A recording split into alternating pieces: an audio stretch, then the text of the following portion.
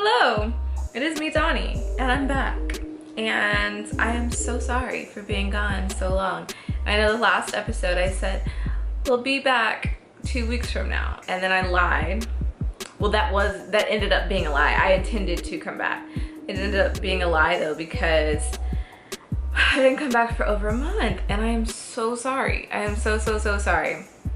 The reason is, I know like everyone on YouTube hates when people are like, the reason I've been gone is because blah, blah, blah. And I get it, because it's so annoying. But I feel like I owe you guys an explanation. Long story short, my personal life was just like so many random things have happened since I saw you guys last.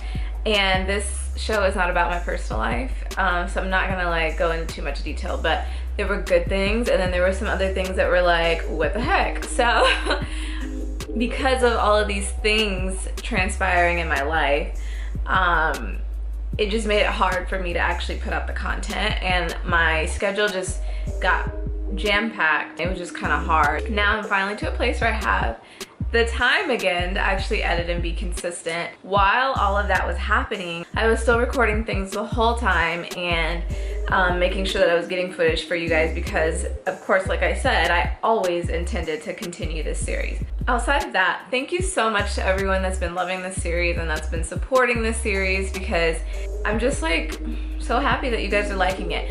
But more than that, please share this series, okay? Share it to your stories, share it to your Twitter, share it to your whatever, tell your friends, text them about it. I would love for as many people as possible to be able to watch the series, especially those that are looking to start their own businesses, because it's inspiring to be able to, not that I'm necessarily so inspiring, but it's motivating and inspiring to see someone else working on their business and their goals.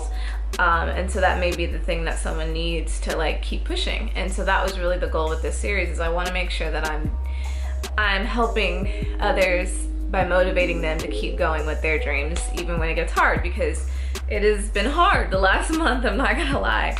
But finally things are feeling good and things are looking up, and so that is where we're at. But in this episode, I'm going to get into what I have been doing while I was away. And then also, I just want to say really quick, thank you so much everyone. I got to 1,000 subscribers and I could not have done it without you guys. Actually, I have more than that now, like we've surpassed that, but I just appreciate everyone that is like joined and that's watching, and I love all of you so much. So yeah, here is episode 4 of Beauty Boss. So first, I want to get into the product formulation.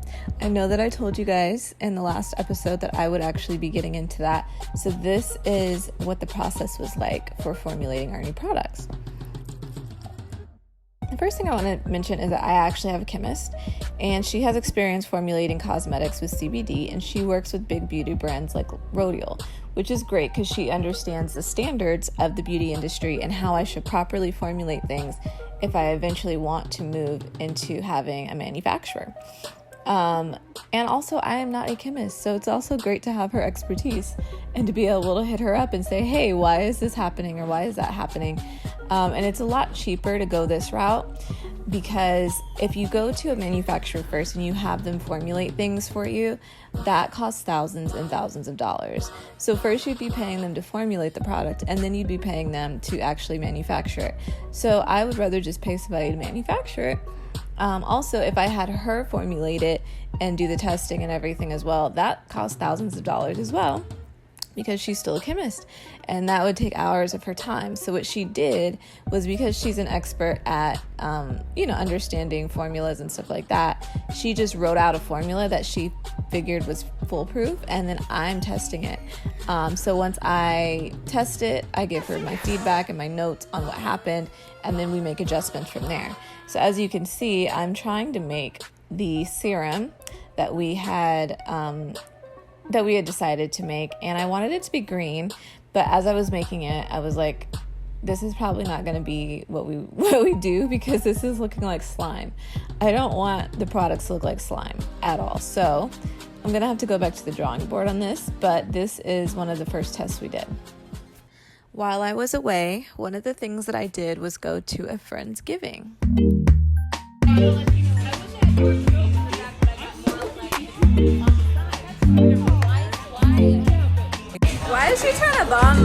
video. Like, what?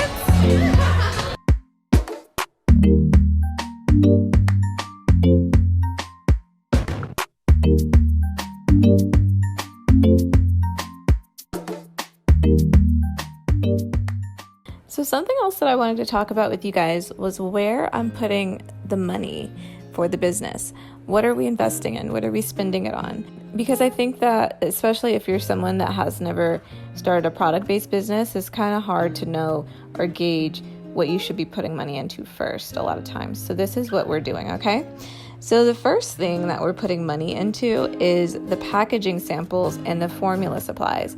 So because I am making a product that requires a formula, I have to put money into that.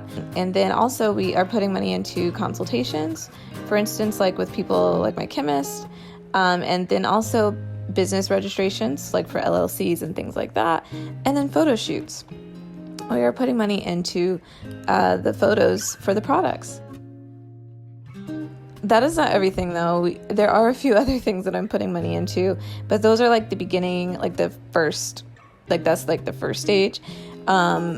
Right now I've began putting money into email hosting because we are like, reaching out to different companies and things like that. We need to have our official domain and official emails, like me and my team. And then I'm also putting money into the props that we're using. And then along with that, I've been putting money into some gifts that I'm going to send to my team to thank them for helping.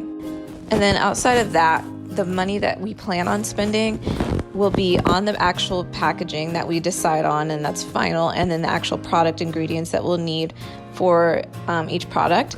We'll also be putting money into our PR boxes because that will require different materials, and then marketing for like ads and influencers, and then our website. That's going to be another big expense. And then of course there are other miscellaneous things too. My biggest tip though is to make sure that you're keeping a file and tracking everything that you spend money on. Of course, I always talk about my business, but I also wanted to share with you guys my mom's business.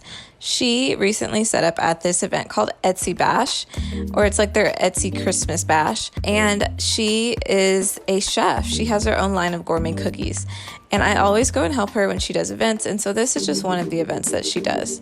As you can see, her cookies look amazing, and they taste even better than they look.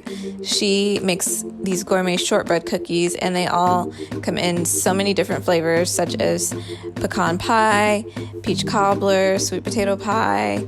It's just so good. So you have to go check her out. I'm going to put a link to her cookies in the description box so that if you want to order some and try them, you can. But I'm so proud of her. She always does so great at these events.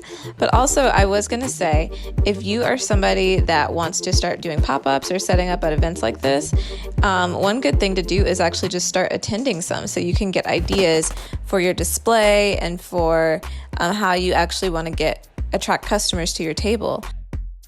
Selling in person is a whole different skill than selling online. So this is something you actually really do need to take the time to study and, get a good perspective on it before you just jump into it. Now here's what everything looked like once the event started. It was packed.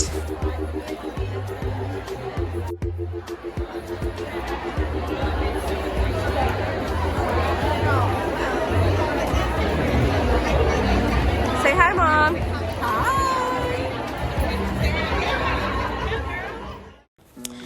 Now, really quick before I go, I did want to update you guys on what we decided for the final product.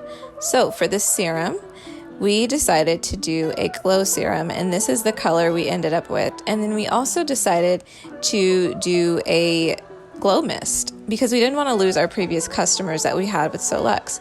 Now, I'll go into more detail about that products and their benefits in the next episode. Next time on Beauty Boss.